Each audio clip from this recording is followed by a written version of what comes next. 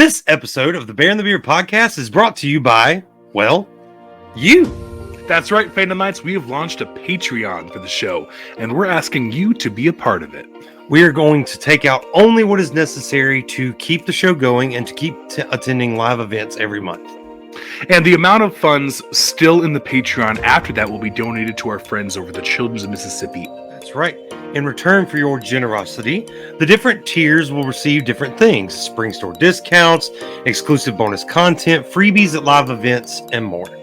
So it's a win-win-win. Shut up and take my money. You help us keep the cost of the show down, get cool perks, and donate to a great cause. Sounds simple enough. Join the Patreon today and stay awesome, stay bearded, and much love.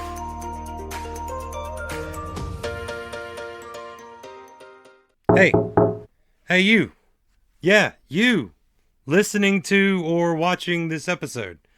This is as close as we get to a fourth wall break because we already feel like we talk to y'all or you watch us all the time. So, no fancy intro this week. We're talking about She-Hulk. All the way back in 1980, she premiered in Savage She-Hulk #1 on Marvel Comics. And then this year, in 2022, she premiered in her own series, She-Hulk Attorney at Law on Disney+. We really enjoyed this show. If you didn't, that's your opinion. That's okay. But just to let you know up front, we really did. So that's what this whole episode's about. We're going to talk a lot about Jen, Mark Ruffalo's Hulk. We're going to talk about Wong. We're going to talk about a lot of different stuff. So strap in for yet another episode. And this one is actually called She-Hulk Smash, another sensational review. It is season 3, episode 18, and it's right after this. Please stand by. Hey, listen! What's this? The Bear and the Beard podcast. Who? Just two nerdy guys talking nerdy things with their friends and fellow fandomites. To be fair. They may disagree or argue sometimes, but spreading positivity and love throughout the fandoms is the goal. All right. It's topical. And the categories are... It's funny. But it's always nerdtastic. I beg your pardon. Let's check it out. Oh, yeah! And here we go.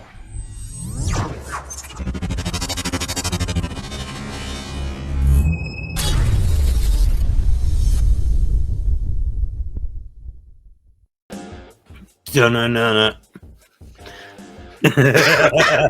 What's going on, everybody? Welcome to, for the first time, or back to the Bear and the Beard podcast. I am Robert the Bear. I'm joined, as always, by my majestically bearded faithful co-host, Beard Brian Guy the Beard. Brosius man, my guy. Mayo Brosius, my dude. How we doing? Doing good. Moment of silence will be done later for my fallen Xbox that crashed today. So unfortunately, I do not get to nerd out in that fashion for a while. But other than that, I'm doing all right. I'm a little sad. Got a tear. So we are also joined by social media sorcerer supreme, actor extraordinaire, and She-Hulk fanatic, Jay. What's going on, Nerdquatch? I'm hoping you can hear me. I just got a call. Can you hear me? Yep. Yes. We got you. Fantastic. I am Long as you doing can hear great. How are y'all doing? I'm doing great. I'm glad to talk about Hulk. I mean, you guys know me. Huge Hulk fan. Huge Hulk fan. Huge And fanatic. to those of you that may have watched our She-Hulk after show live, you're going to hear Nerd Squatch and I repeating a lot of stuff we said before because it's all still valid. The It's all only still valid. downside to y'all doing a weekly, bi-weekly, whatever after show to She-Hulk was that our Fandomite fans that actually checked into that have already heard y'all's input. But one of the key benefits of doing this episode is no one's heard me talk about it, not even you two. Yeah, we have not spoken to him about this show, gotten his opinions, probed what he thought. He could absolutely hate every second of this show, and I would not know it yet. I could. I don't know. I don't know what he thinks. We've literally saved it for the episode. And I don't know what y'all think because I didn't watch our own after show that y'all did, and I I just watched the show. As I said, I waited until it all came out and watched it in about 2 days. I think it took. So right off the top, I thought this show was the worst thing that Marvel Studios could have ever put out. Nerd Spot told me back. Kidding. Ooh, Completely kidding. No, as a matter of when fact, I'm angry. it's opposite day, and that means it was the best because it was a breath of fresh air from the MCU. Now, I say that being a fan of the sky beams and the super CGI fights and everything that the MCU has given us, but even I, as a fan, can go, yes, it's cookie cutter, but so are the comic books. So shut up.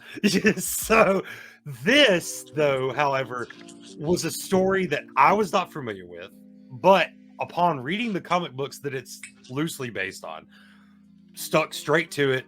It was the best thing that it could have been. I really can't there's really nothing I could say about this show where it's just like, yeah, they could have done that better. No, I can't. Even the CGI, was great. although it was a little less than how Hulk was portrayed through CGI, it was nowhere near as bad as people were projecting. Oh, absolutely not. I do agree that when she was wearing the plain pantsuits, that made her look bland. It was because of the clothes. It wasn't because of her. When she was rocking that purple thing, when she was walking up those steps, and when she was going against Matt, that was an iconic look. That's She-Hulk right there. The outside shots are really great. Yes. The outside shots of her model are really good, and then you put her inside for some reason, except for in the retreat. I thought she looked really good in the retreat episode too. Yeah. I will say this just from my personal knowledge. I watch a lot of like BTS stuff, especially from Corridor Crew. Now they're not an affiliate, where I'm just a fan. But they have said in several of their like behind the scenes visual effect things, clothes are one of the hardest things to do, especially if you're dealing with a not normal sized person. So this, and I haven't seen their video where they talk about it. I'm sure they did one on She-Hulk, probably from the trailer alone, but they have said that several times. So knowing that going into this, and this isn't the first Disney project to give us weird CGI. I just watched back through Alice in Wonderland the other day, and she changes size in that movie multiple times. And the CGI is not great, but everyone's like, oh, this is a good visual movie because it's a fairy tale. Well, so is She-Hulk. So why are we judging it so hard? It's a modern day fairy tale. Exactly. So, yeah. I'm honestly just under the impression that a lot of these people do enjoy these shows, but they also enjoy complaining about them online. Because you have all of these guys who are on TikTok talking about how they hate the show. They hate the show. There was one guy, I can't remember his name. He did a whole video about it being the worst MCU show How ever. do they know? Done. He has been watching this day after day after day. He's watched all these episodes. Right. Thanks for giving them. And then clips. at the end, he flipped the script after the last episode and says it's the best show the MCU's ever done. After he also went on record saying that if you enjoy the show, you're an idiot because it's not good. Yeah. So it's they enjoy it. They also enjoy getting the views for having such a polarizing opinion. It's still toxicity, but it's clout chasing. I mean, can we be real? They probably loved the last episode because it's nothing but humor. They didn't understand nor grasp the complexity of the rest of the season. Exactly. They're too narcissistic for that. I don't. Okay. I don't want to get political because we don't get political on this show, but I have two things I want to say on that note. One, Donald Trump made polarizing opinions popular, and you can agree with that or you can't. It's a fact. It's just a fact. So that I think, that is why I think, like, especially like personalities online and stuff like that, which we are not technically, that's why they do that. That's they'll put out a video, and we've said this several times in our no toxicity panel, like Screen Rant is not your friend. You know, they'll put out an article 1 hour that says why this character being added to the MCU is a great thing. And then literally the next hour, they'll put out an opposing article with the same picture, but it's an opposing stance of why they're the worst thing that could ever happen to the MCU. So I don't know how much of that is just today's society and how much of it is thanks to Donald Trump making it popular. You can agree or you can't. Doesn't change the fact that it's a fact. The second thing I will say is if you didn't like this show, again, that's okay. If it's just not your cup of tea, cool. Kudos to you. But to jump Stay out of my online, yard. but yeah, stay out of my yard, because to jump online and say that it is the worst thing ever, well, again, nothing is universally hated. There are going to be fans of it. I remember very early on, before I'd even watched an episode of the show, getting into an argument online with a person, an individual, who was like, it was misogynistic toward men because of how Jen treated Bruce in the first episode. It'll never get a season 2 because Disney wanted it to do so much better than it's already done, and it's not, so it's not going to get a season 2. It's not accurate to the comic books. And I'm just like, I haven't even seen the show at this point. I'm just like, you're wrong, because it's the damn slot run, right? But this individual was sitting on the premise of it's not going to get a season 2, and I said that's not fair. Like, you're judging that it's not good because it's not making enough money to get a season 2. I said, what if, just hear me out, what if it was never going to get a season 2? What if Disney never wanted it to have a season 2? When it doesn't get a season 2 later on, all of you that are saying it was so bad it didn't get a season 2 are going to use that as a catalyst to say, this is why it was bad. It didn't get a season 2. Disney wanted to have a season 2 when Disney never planned for it to. But I'm here to tell you, it's already getting a season 2. It's been approved. It's already been greenlit. So you were wrong. First off, you're wrong again. Goodbye. Get out of my yard. All right, now hey, it's okay. So since you said his name, I'm going to say his name. It's okay. They also told you that Donald Trump was going to get reelected, and look what happened.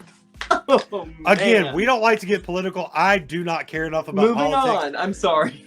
I will say, for the record, I do not like Donald Trump as a person. Right, it has nothing to do with the policy, man. It has nothing to do with his politics. So some of the things you say, but I don't like a lot of Biden's creepiness either. But I think that's just no. And I don't like people that. When you have to choose between two evils, it doesn't mean you like the person you chose. He reminds me of my granddad. I think that's what it is. So on the note of toxicity, yes, one thing that people were saying in that argument she was saying is that it's not comic accurate. But I have a clip here that says otherwise. Breaking the fourth wall in the Disney Plus streaming service was the absolute best thing they could have done for She-Hulk. Period. It was ingenious. It actually made you think for a second that something had happened to the show. Like, me and Mama Bear are sitting there watching it. We're like, what happened? Why did it go back to the screen? Wait, we weren't on the Marvel screen. And then you start hearing her talking again. It's like, oh, okay. That was ingenious. You know what that reminded me of? You ever call someone and get their voicemail? They're like, hello? Hey, I can't hear you. Speak up. Nah, you got my voicemail. Gotcha. You know, when that used to be a thing. If it's still a thing, you're living in the 90s and I love you. But, yeah, it reminded me of that. It was a great gotcha that was just absolutely perfect. It was, it's so accurate to the comics because a lot of people are saying, "Well, why is she going to go and talk to the writers if she's just not liking her story?" She's why don't they just write a better story? Literally crawling out, trying to get what is going on in my story. She rips up her own comic and throws it in the trash and burns it because she didn't like the way the story was going. This is She-Hulk's thing. But I think they expected her fourth wall breaking to be Deadpool-like when it just needed to be She-Hulk-like. They have two different styles of doing it. I will give one criticism about the fourth wall breaking. I wish they would have either stuck to either just Jen doing the fourth wall or just She-Hulk persona doing the fourth wall breaking, because it's just She-Hulk in the comic, right? I don't remember. I don't think so. I remember if Jim. You know, I don't know. For most of the comics, she was She-Hulk. We have to remember that. Yeah. For most of the comics, she was She-Hulk. So I liked both. Like, I liked when Jen was doing it, and I liked when She-Hulk was doing it. But they do it so differently that I wish that they would have stuck to just one or the other. And I would have been happy with either way. Just make one of them not do it. I think giving it to She-Hulk makes it look like it's a power. Yeah. You know what I mean? It makes it look like it's an ability that she got. That The Bruce first time may she not did have it was when her and Bruce were rebuilding their after their little fight they had. They were rebuilding the bar, which I love their fight scene so much. I love their whole cousin rivalry. But Bruce got his ass beat. They don't like it. Which that gets to another topic. A lot of people's hatred for the show has been them saying that they feel like she's undermining the things that Hulk's gone through. And that's not what happened at all. What she said was all of the trauma he is projecting that trauma, that very real trauma, onto her. That's all she said. She said, I'm not you. You're putting your shit on me, and that's not cool. She quite literally said, yeah, that happened to you, but it may not happen to me. She never once said it never happened or it wasn't valid. Can we realize that this isn't the first time they've used this story device in the MCU? It's just the first time that it's been a problem. Because I'd like to bring up Mr. Sam Wilson as an example, who had to train. Unlike Captain America, who had to go through completely different things because of the color of his skin and everything else through his show to become Captain America, and no one batted an eye.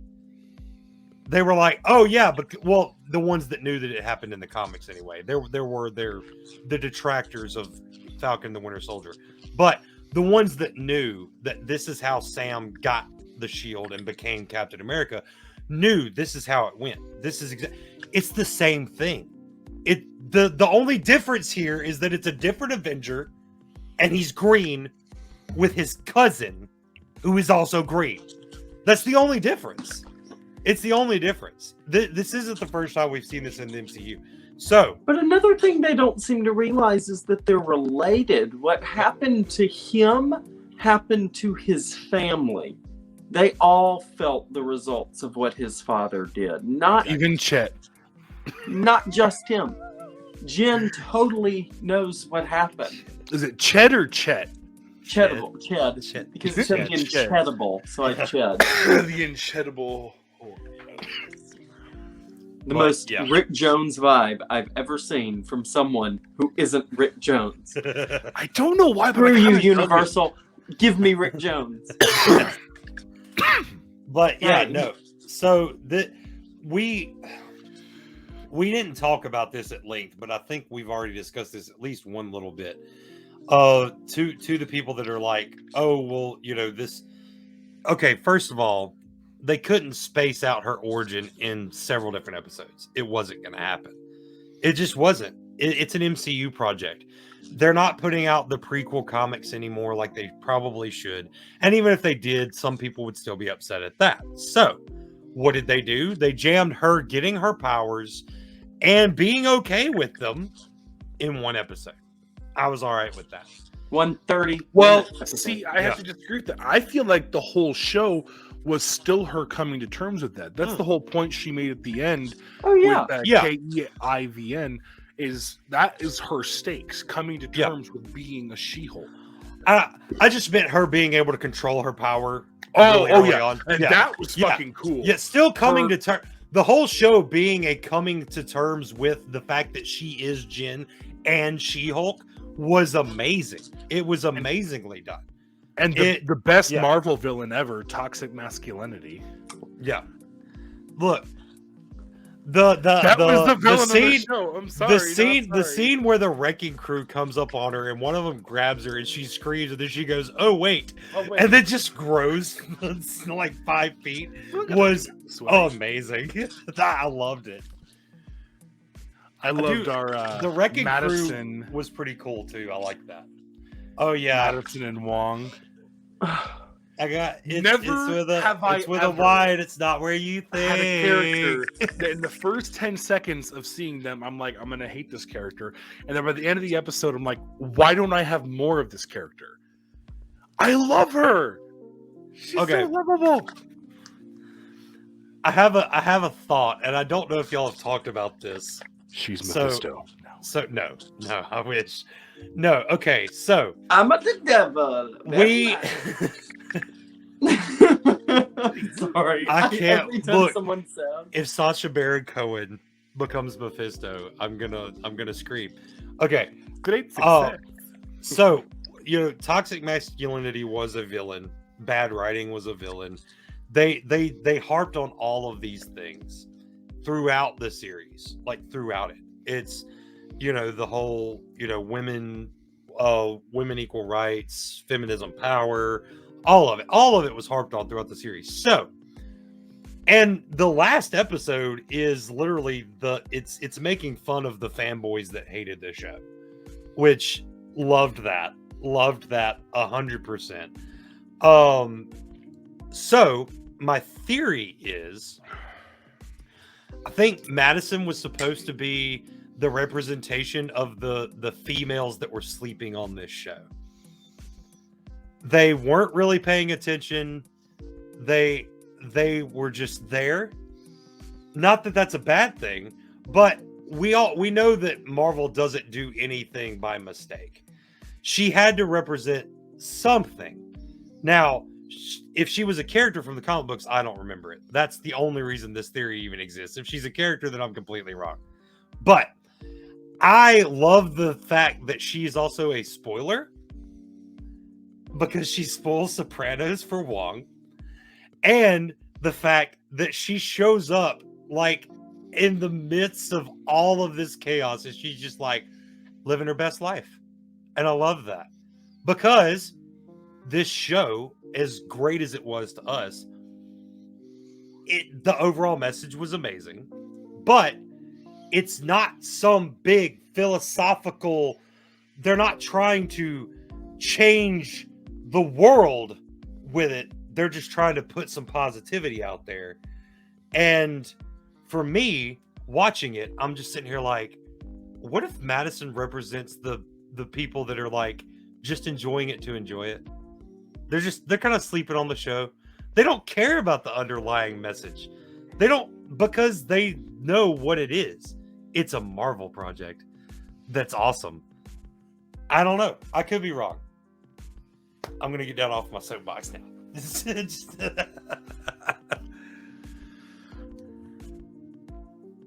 So Avengers merch. I'm sorry. That was random.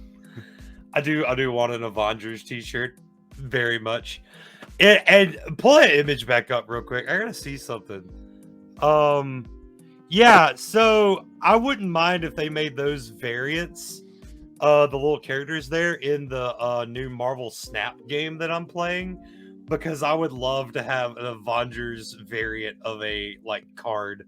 I think that'd be very fun. I think they should do that, actually. I still gotta check that game out. It's pretty fun. They're not a sponsor, of course, but if you like turn-based card games that take some strategy, it's like Marvel and Yu-Gi-Oh got together and said, "Hey, we're gonna have a game." It's pretty fun. I liked Yu-Gi-Oh, I like Marvel, so it's right up my alley. One thing that kind of caught me by surprise was Blonsky not being a villain. I told Mama Bear, you can ask her later after we record if you want. I literally turned to her and said, if this show makes me love Blonsky, like this was first appearance of him in the show. I'm like, if this show makes me love Blonsky and makes me respect him, I am going to love this show that much more because I never really saw him as a true villain of the Incredible Hulk film. It was always General Ross. Always. It was never What are we Blonsky to talking me. about? When he becomes Abomination, sure. But that's when he's attacking people. Wait. Yeah. You said Abomination and I thought about something. Wait. Okay. Wait. I'm sorry. I hate to just jump in and interrupt, but oh my god. No, go ahead. Can we talk about how these people are like, I hate She-Hulk because she didn't deserve her powers and she got them for free and But they love Blonsky? Abomination. Blonsky? Yeah. Although it did come at cost of his freedom in life. That's He missed a true. lot of You years. have a point. That is the difference. It did cost him. But they still hold him as some sort of idol, which when Oh, he showed absolutely. up in the last episode, and immediately, I'm sitting there watching it with Mama Bear, and I'm like, there's no way he knows what they're here for. There's no way. I thought he The was poor just fool like has no secretly idea. a douche. No. And then she comes out and he's just genuinely confused. He thinks he's just in trouble because he's shifted into Abomination. Right. But in there's a reality, big misunderstanding all across the way. and then Hulk just busts in and Jen's like, yo, Look, oh my this is cousin, you madness. asshole. This is Right. madness. Are you enjoying this? Yeah. Is this what you want? Because this isn't what I want. Yeah. Is this what you want? And then she breaks the screen. Loved it. So good. Loved every minute. It did feel like that too when everything's happening. Him turning into Bro Hulk. Yeah. Reddit Hulk. Like it just really felt like madness was ensuing. What's going on? And then another person we thought were going to be the villain of the show, what's her name? Titania. Yes, her not really being a villain of the show. Yeah, She just randomly out for walked in clout. there at the end. Yeah, just out for clout. Which I kind of called that back in our live episodes. I was like, Yeah. I think she's all about the social media. I completely agree, and very well done. Honestly, that's a good villain to have. Also, while we're talking about villains, can we talk about how the fact that dude set her up, dated her, and then ghosted her, all to steal her blood, and then that was the most. That's the villain. That's the villain of this show. Was that guy? I don't care what you did it for. You're horrible, and you deserve to burn a million times over with a very bad sunburn. That's what you deserve. That was worse than any fucking Law and Order. Oh, sorry, I said the F word. That was worse than any SVU episode story plot, any Blue Blood story plot where there's just because it was just a dude that was just the highest level of douchery. And it was kind of very sad. It made me sad. sitcom side of the show, though, because I do label this a sitcom, an MCU sitcom, situational comedy. Fair. That's fair. And so I really dig the whole worrying about her finding some cheeks. Yep. That's an influential part of her comics is her sex positivity. And so you're wanting her to find that genuine connection, and she's just meeting sleazebag after sleazebag until Wyatt Wingfield. hubba. Look at that look. Yeah, that was her meeting Matt Murdock was amazing. It just was. I'm still holding out hope for That's Wyatt so good. Wingfoot. That actually made me forget. Oh no! So you have a problem with a female lead character, just trying to find love in the city, right? All right. Well, and it's not the show Sex and the City, but you have a problem with that. Yet the number one anime out right now that I've heard everyone talking about is Chainsaw Man, and his main driving force to do his job is to touch boob. and you don't have a problem with that, but you have a problem with Jim Walters wanting to find love. That tells me a lot about the people watching these shows. So, I didn't know that. and complaining about these shows as it were, really not the ones watching it. It tells me a lot about the ones complaining about it. So yeah. Which Chainsaw Man's great. I've watched all 4 episodes that are out right now on Hulu. If you haven't watched it, give it a watch. I've seen It's people fun. cosplay it, of course. Yeah. I've never- Hulu's putting it out. It's not a Hulu original, obviously, but they got 4 episodes out now. It's only in dub, or it's only in sub, so you got to read. But it's pretty cool. care. It's a cool concept, so give it a watch if you think you might I like love things with sub and getting to read, and And over on the note of like where to fall into stuff and stuff like that, like we've always said, we're not huge fans of anime, but most of the anime that people like to talk to us about are animes that have existed for years and decades, and we can't just go and start watching that now. Like, we're not going to enjoy it the same way, I don't feel like, as someone that grew up on it. But like I said, this show's putting out episodes weekly, so this is one that you could jump in, watch. Jump into now. Yeah, it's got a great visual style.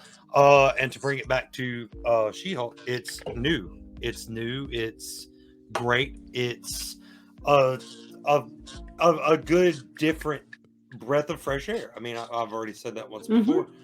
For anime in general, for me, because of the visual art style, the story is a little weird, but other than that, but yeah, no. So you have a problem with, we have these people online that have a problem with Jim Walters trying to find love.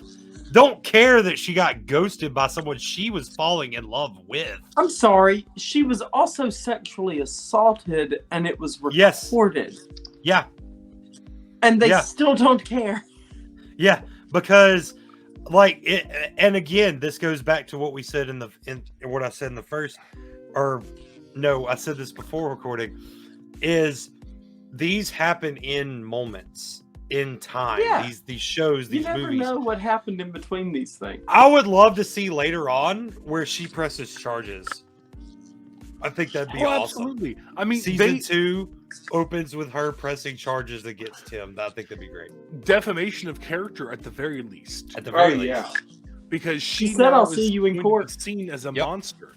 Because Bruce said at the beginning, once people start seeing you as a monster, that never really goes away. And she now in her mind thinks that everyone has viewed her as this savage She-Hulk. Dude, the Lou Ferrigno style opening though. Just I loved it so Lou much. Ferrigno thought I was a woman when I met him, and I think about that very, very often. Do you now? What'd you say? No, just like. But no, you weren't just in the your fact She-Hulk that I'm episode.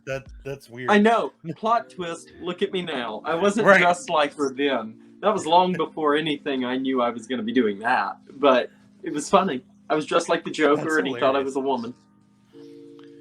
I mean, Thanks, Lou. yeah. I guess. I'm kind of like, yeah, isn't Lou Ferrigno like dumb as a bunch of rocks? Like the only reason he played the hulked out version of Hulk was because he was a bodybuilder. Lou yeah. Ferrigno is secretly just this wonderful dramatic actor. He's basically Yeah. Simon Williams in real life. That would be amazing. Just let me act. I want to challenge myself. I want to play a monster. That's really good. That was really good. We'll give you a green guy that shows up every episode of a TV series. How about that, Lou? It will be enough. I feel like it will be enough. It will be incredible. The Incredible Hulk. Title card. Let's go. No, I'm kidding. Speaking about changes they made, let's talk about, because we didn't talk about we're jumping all over the place, so that's fine. I do want to talk about the fact that I didn't have a problem with how she got her powers. For sure. Yeah, Because in the comics, it doesn't even make sense anyways. It's She really gets- convoluted.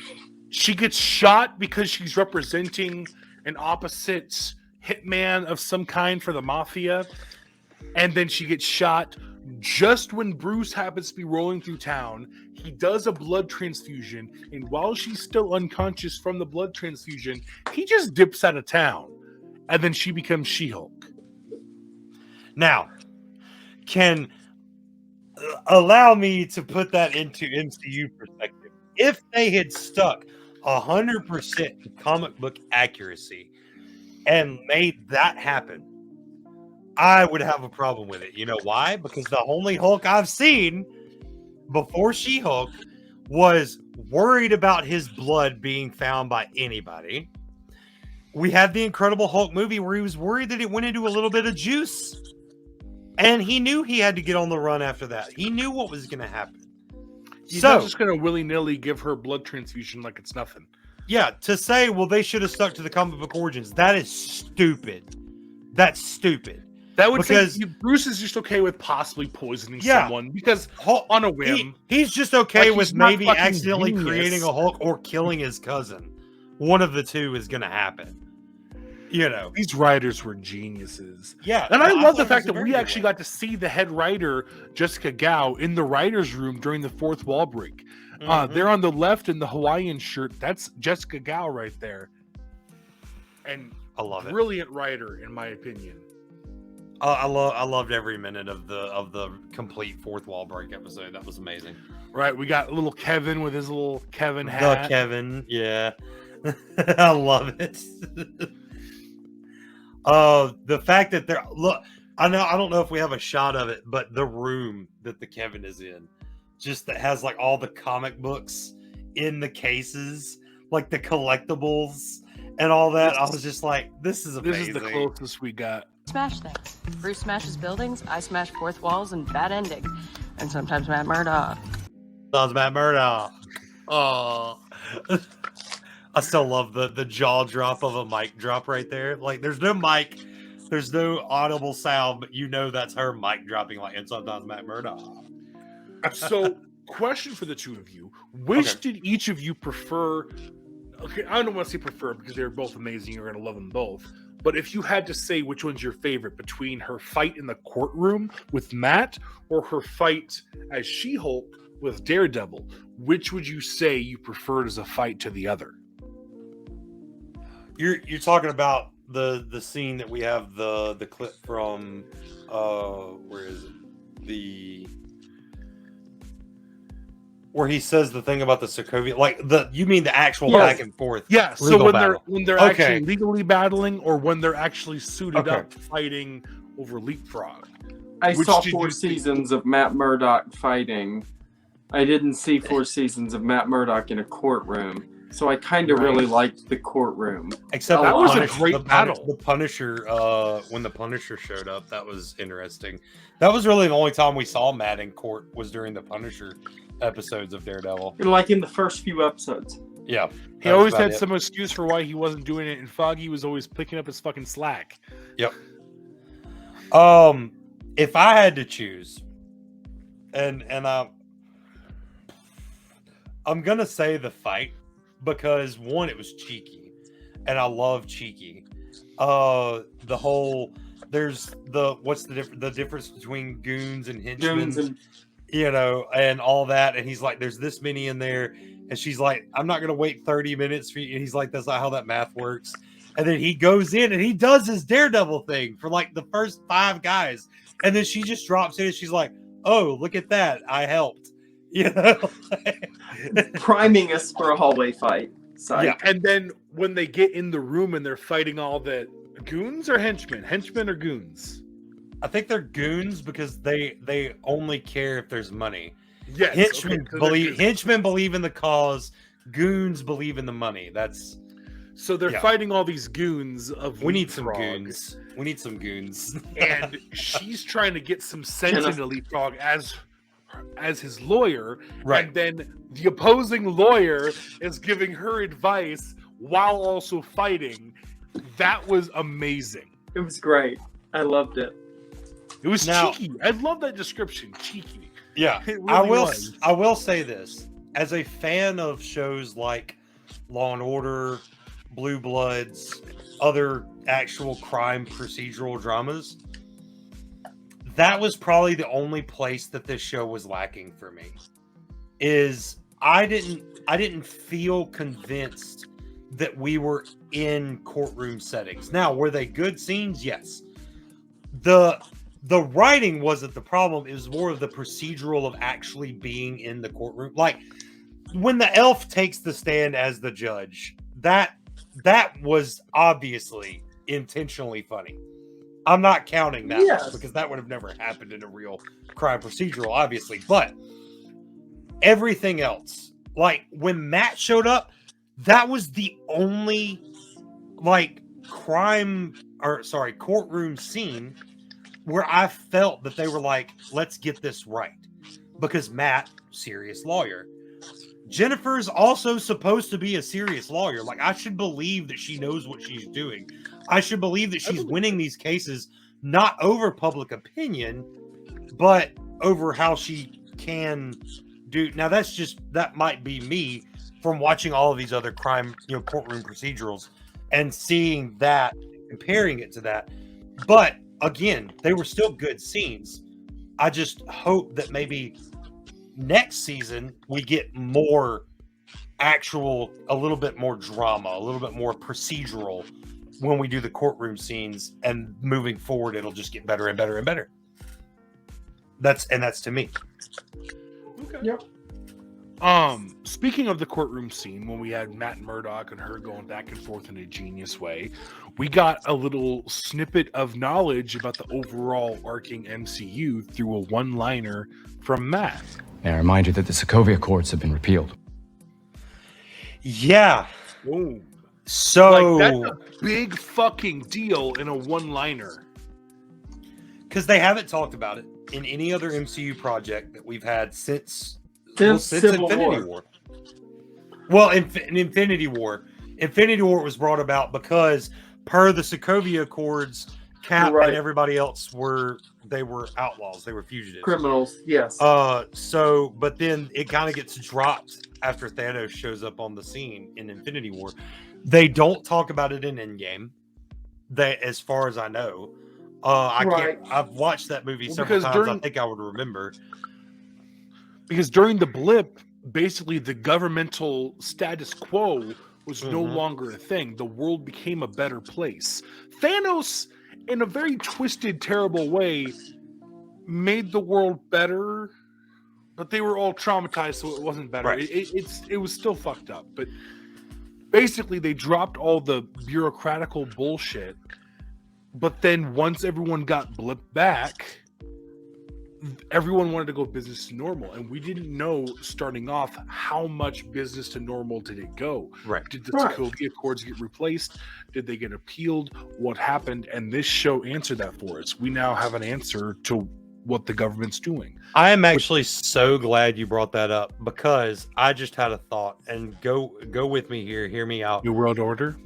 No, if the Sokovia Accords didn't limit what the heroes that signed it could do, would they have been able to defeat Thanos?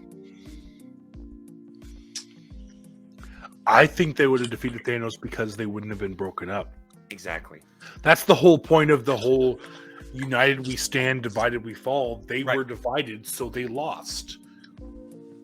That was the whole point of... don't you think someone would have put that together? Yeah. The whole reason Thanos got away with it is because we had split them up. And maybe that's why they got abolished.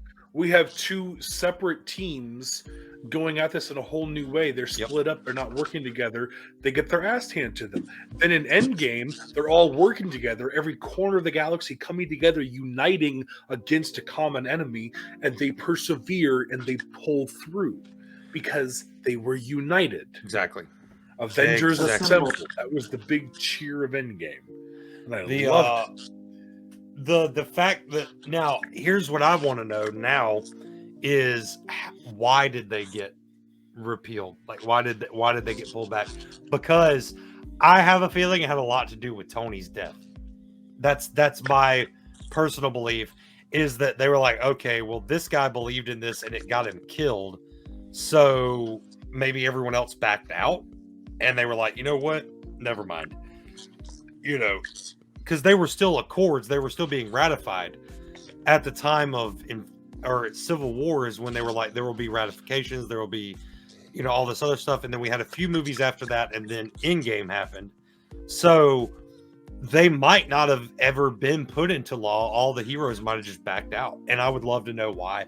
I want more in-depth, like deep dive into that, and I think Jennifer should be the one to tell us. That. Well, I actually think it's going to happen in Captain America: New World Order. Absolutely. A lot of answers to what's going on in the overarching governmental side of all of this, and Secret Invasion. That's going to play into the governmental powers as well. Well, the way I see it, Thunderbolt Ross is obviously getting ready to be important because why recast him if you're not planning on using him? Yep. So obviously the Sokovia Accords are getting dug back up. Let's talk about this General Ross thing just for a second, because I have mixed feelings. I think Harrison Ford can do an amazing job and pull off a great Thunderbolt Ross. But, I don't even care about that. That's fine. But one of my favorite Star Wars characters is Han Solo. And this is a guy who does not care one bit about this character that he made come to life. This is getting ready to be abysmal. And if he views this the same way, this is just a paycheck. That's fine, as long as he does a good job. But it hurts a little bit knowing that the person putting the time into the character doesn't have any passion about it. How are you having fun? This all should be a fun story pulling forward. Hopefully, just be positive. But how dare Jonathan Majors and Yahya Mateen call it clown work? Then they're horrible. Then they're stupid. That's not what they meant, though. They meant that you can't take yourself seriously playing characters like this. Right. But Harrison Ford hates what he does. There's a difference. And the fact that Disney owns both of the franchises that made his career. He's so psyched about Indiana Jones. He's so pumped about that. He's over the freaking moon about that. Do they own Indiana Jones too? No, So Indiana Jones.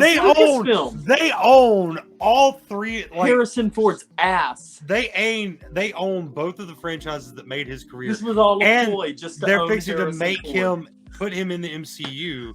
Because all he cares about is money. They're going to throw money at him. Right. They own him. I only see it going one of two ways. Either one, we're going to get a Robert Downey Jr.-esque success story where this is going to make him actually see things differently. Or, and that's the most optimistic look I could take on it, is that he's going to realize once he's in the MCU how much love he's going to get, that it's actually going to start mattering.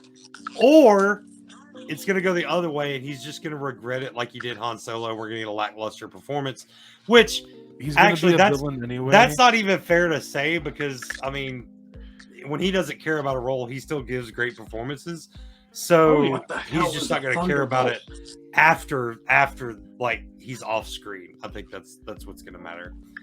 So he wouldn't have been my first choice, mostly because I want to see Red Hulk, and I don't know how that's going to look. I know Sam Elliott's up there too. Sam Elliott would have been Stephen Lang. Stephen Lang would have been good too. Yeah, but coming in 2023, we could possibly be getting an actual Hulk movie, because this show during the KEVIN scene revealed that they have a movie coming. Yeah. I don't think that was just a throwaway line. I think they're genuinely about to do a movie, which means they're about to get some rights from Universal. Either the rights from Universal, or they're going to work out a deal like they did with Sony, like they did with Sony. I mean, they basically own Sony. They don't own Sony, but they own Sony. Yeah. I mean, they could pretty much go to Sony and go, hey, we're doing this. And Sony has to go, okay. And Sony's only attempt at retaliation is, what if I took the Vulture and put him over there? I fucking stole him! And what if they better just steal him right back. Just take him back. And what if I take this character that I made a solo movie of and put it out twice? And now they're a team. And then all these other people that I care about, none of your people, all of my people get to be in a movie together. We talk about it all the time. The DCU's main problem was they tried to catch up to Marvel too quickly. They didn't start building, and they should have. James Gunn is smarter than this. Yes, but if Sony does it we too, talk about that Sony's for a going to have a second? problem. Let's bunny trail for just a second, because reportedly James Gunn is in talks with Marvel about possible future amalgamation crossover movies. And honestly, I kind of freaking want it, as long as it's like a one-off thing. See, I don't want Wonder Woman popping up in other people's stuff. as much as a fanboy, I would like to see that. I don't know if I can get 100% on board. Like, I think I'd have to watch it first, because the only time that I know that they ever crossed over was in the comic books, and that left a bad taste in a lot of people's mouths, because the fights were chosen by vote. The victors of the fights were chosen by vote. So people got to write in and say, we want the Hulk to lose against Superman. We want Jason Todd to die. Right. Well, that was way before. But yeah, same thing. So, and that's the only reason it left a bad taste in a lot of people's mouths, is because some of these heroes that shouldn't have been pitted against each other to begin with, because they're not representations of each other. Superman is not the representation of Hulk in any way, shape, or form. I just want to see Wonder Woman wield Mjolnir. That would be cool. Because that's happened. Black Widow's actually once held Mjolnir before too. I'd still like to see that happen as well. But, and don't get me wrong, like, I'd love to see Batman in whatever version of Tony Stark they decide to pull back from the dead, just for those movies, because you know it's not going to be MCU related. There's no way. It's going to be an offshoot like What If, but movies, and I would love that. I would love to see Batman and Bruce Wayne actually, or sorry, And Tony, yeah. I just said the same thing. I would love to see Batman and Tony Stark actually have a conversation about tech and losing their parents and everything like that. But here's the thing. The great thing is how they are so similar, but Tony is a public figure and Bruce Wayne keeps his identity a secret. Exactly. So Tony could be talking to him with his helmet off. Yeah, and you Bruce just still gotta, has No. You gotta take that mask. You gotta take that cowl off, buddy, and let people know who you are. You know. I'm just gonna let y'all know real quick. I do have to cook dinner, so if I have to hop off, I'm gonna. Yep. Oh, I should be good right now, though. That would be cool. I think I'd have to see it before I can really gauge it, but it would be cool to see for sure. I have a magic trick. You have a magic trick? I have a magic trick to show everyone. I'm going to play a 4-second video, and it's going to magically make bears start talking. Oh, no. Watch. You're not drunk? Captain America! Okay, all right. We gotta talk. Okay, all right.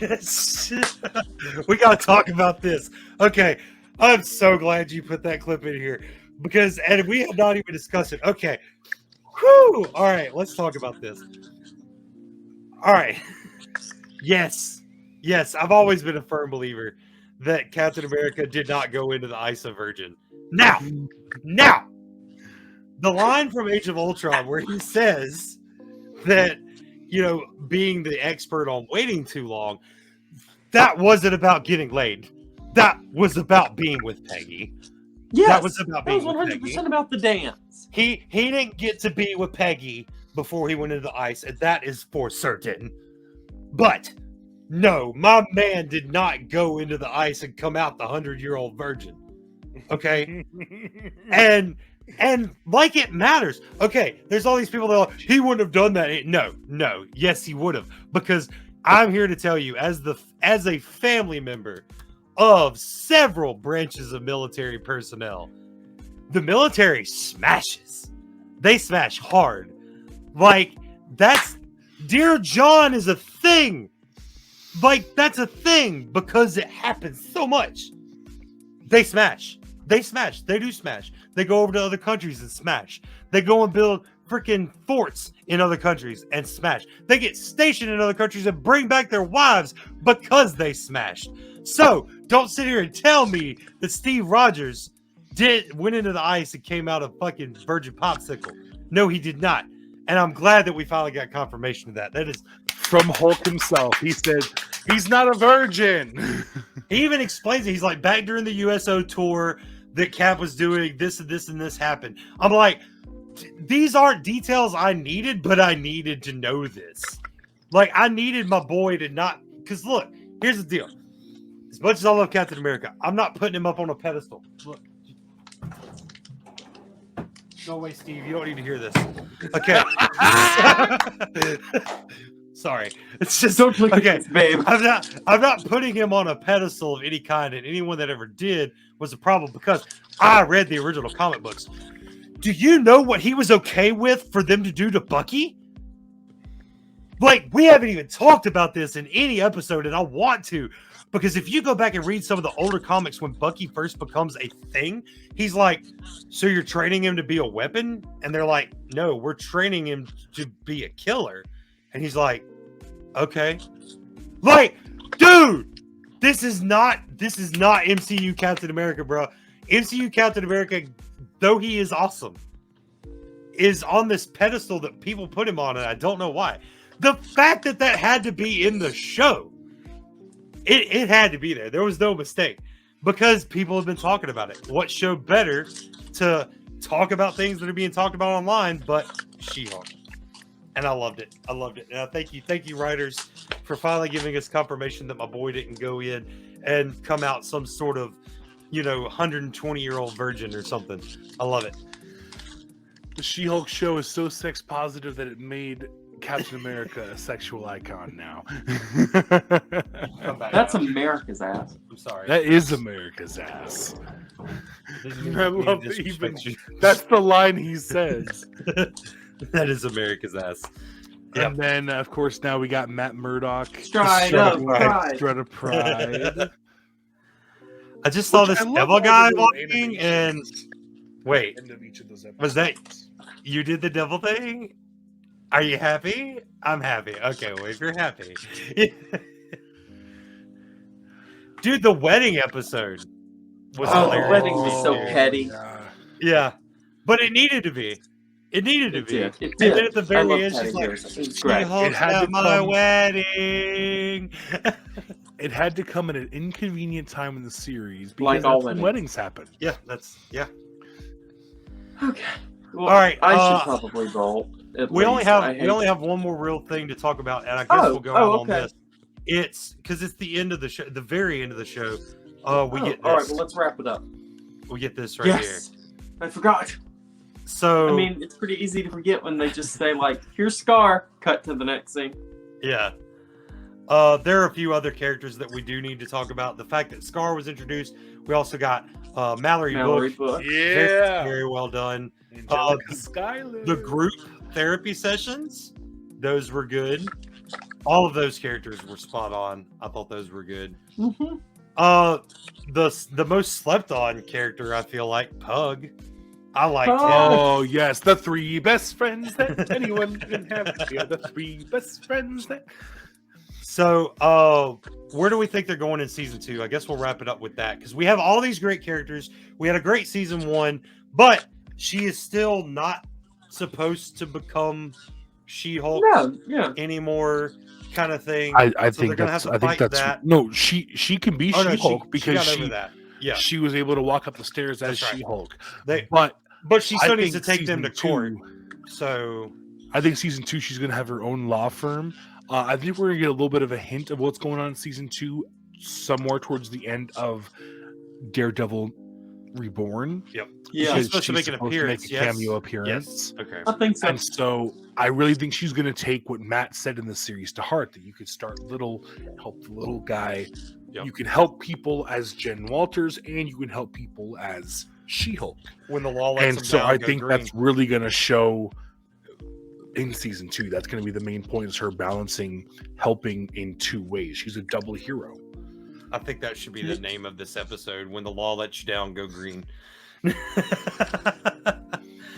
Yeah, I think season 2 is gonna be amazing. I can't wait. Let's talk. And no bro Hulks. And No bro Hulks next season, because that No was bro Hulks. that was the real abomination. Let's be honest. Yeah, it looked bad.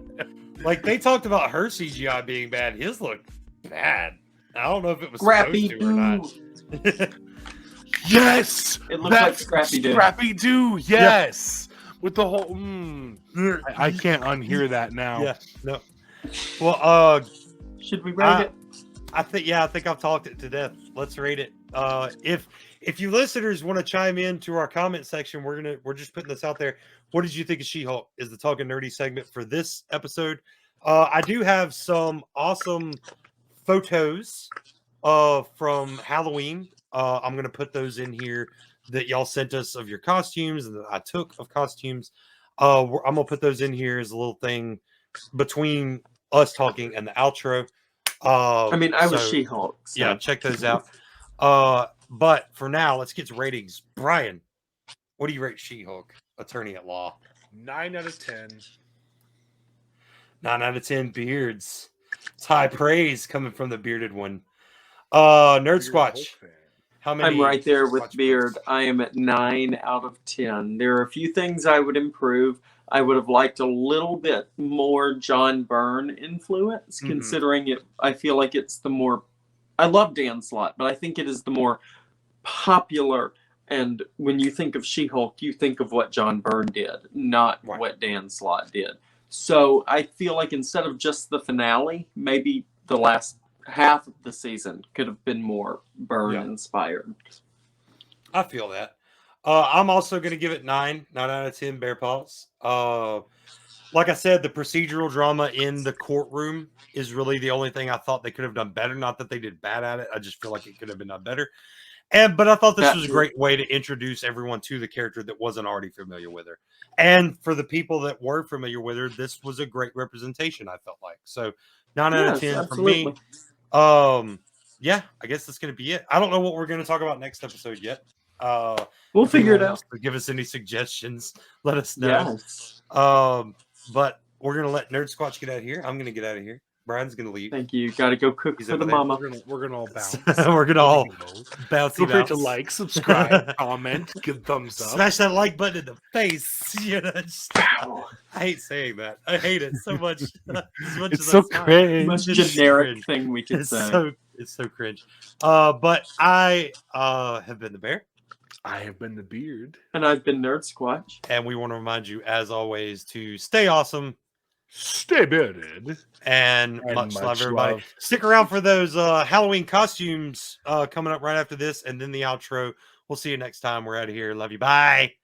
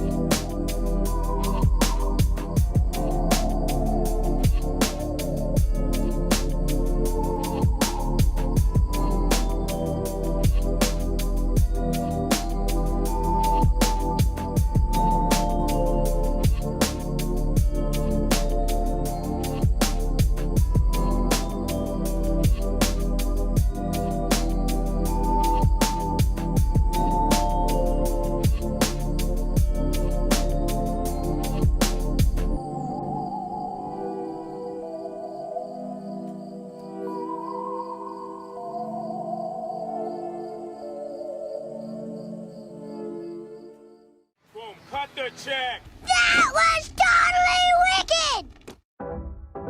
Thanks for checking out another episode. We hope you enjoyed it. New episodes are released every other Friday at 8 a.m. Central Standard Time. Check back then or subscribe so that your device downloads it automatically. Audio episodes are available pretty much anywhere you get your podcasts, so it's really easy to share them with all your nerdy friends. For YouTube viewers, subscribe and click the little bell so you're notified about all our new content.